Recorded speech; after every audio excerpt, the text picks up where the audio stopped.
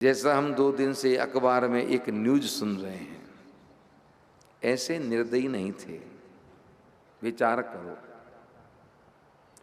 इसलिए हमारे ऋषियों ने, हमारे बड़ों ने, हमारे परिवार के लोगों ने परिवार को बनाया। आज भी हम अपने बच्चों को एक सीख देते हैं कि बेटा पढ़ो, उन्नति करो, लेकिन जीवन का फैसला परिवार वालों को पूछ के करो। और जो मन मर्जी से जो फैसले करते हैं उनकी कभी कभी दशा अभी जो कल परसों न्यूज सुन रहे हो वैसी होती है। माता पिता को बेचारों को पता ही नहीं कि बेटी की कब हत्या हो गई। जिस लड़के के साथ में उसने अपने माता पिता का विरोध करके संग किया, अपना सर्वस्व दिया, उस लड़के ने उसके 35 टुकड़े कर दिए महाराज, एक आध नहीं, उसके शरीर के। विचार करो, उसको मार के उसके देह के टुकड़े, कितना निर्दयी रहा होगा वो व्यक्ति।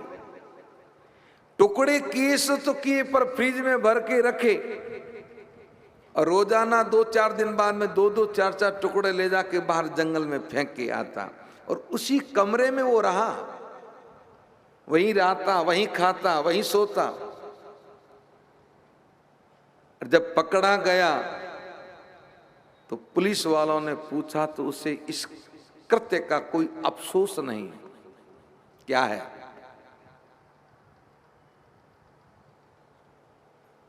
इसलिए वो रावण भी हंसता ही है। ऐसे रावण को, जो रावण ने एक सिर्फ सियाजू का हरण किया था, उसकी गलती के लिए उसके समग्र वंश का नाश कर दिया राम ने। तो समाज की एक ये उपकार होनी चाहिए इस देश के लोगों की, हमारी न्यायपालिका के सामने, हमारे राजनेताओं के सामने, कि कुछ ऐसा नियम बनाएं कि ऐसे लोग जब पकड़े जाएं और पकड़ते ही जब उनका ये कृत्य सिद्ध हो जाए तो फिर कहीं दलील हलील नहीं, उसको तो चौराहे पे खड़ा करके या तो शूट करें और या फांसी दे दे तुरंत वही। और अंतर्घाते नहीं, बाहर दें, बाहर चौराहे पे फांसी दे के लटकाएं उन्हें, ताकि उनको देखे और लोग भी डरें।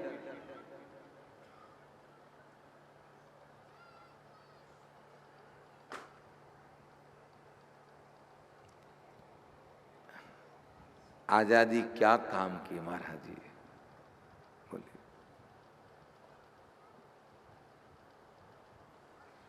ऐसे कई तो ठीक है,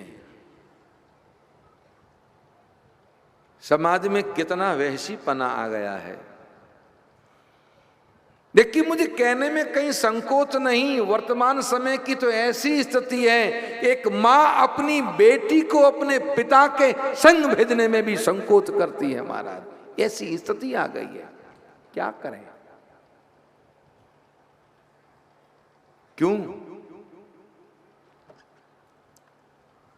क्योंकि ये विकार इतने बढ़ गए, इस युग के प्रभाव से इतने प्रबल हो गए।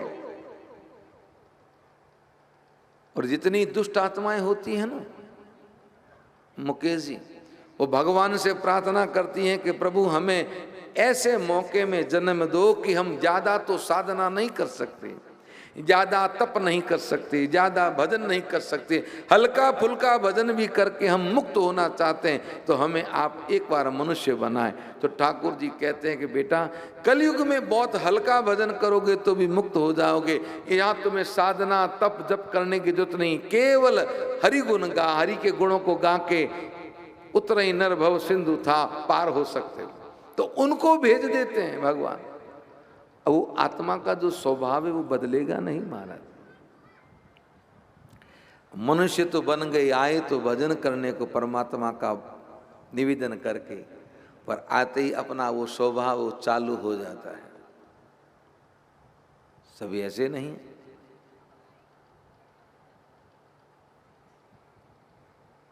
तो इन विकारों से मुक्त कैसे हुआ जाए?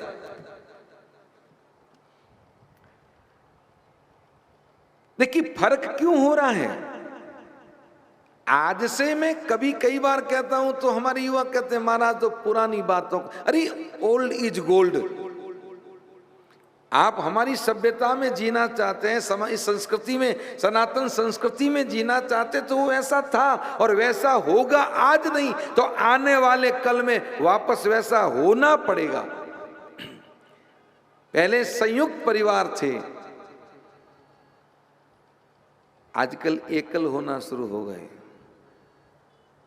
पर अब धीरे धीरे उनको समझ में आया है कि एकल नहीं, संयुक्त परिवार में रहने का आनंद कुछ और होता है, तो लोग पुनः संयुक्त होना चालू हो गए। दादा दादी अपने बच्चों को रात को बिठा के कहानियां सुनाते थे, वीरों की कहानियां, दानवीरों की कहानियां, भक्तों की कथाएं, रामायण,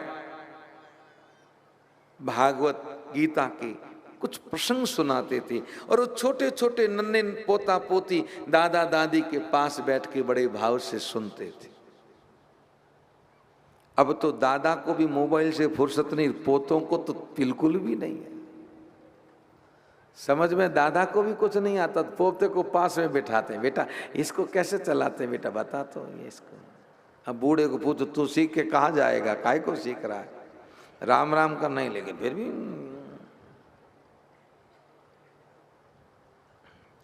कौन सिखाएगा। ये गड़बड़ियां हो रही है महाराज। एक ही उपाय है इसका, इन कली के विकारों से मुक्त होने का। राम कथा कली बिपट कुठारी, एक कुलाड़ी है, इसे जो भाव से सुनता है, जो गाता है, ये प्रमाणिक है कि उसके विकार समाप्त हो जाते हैं। और विकार समाप्त हो जाते हैं तो मन प्रभु के चरणों में लगता है।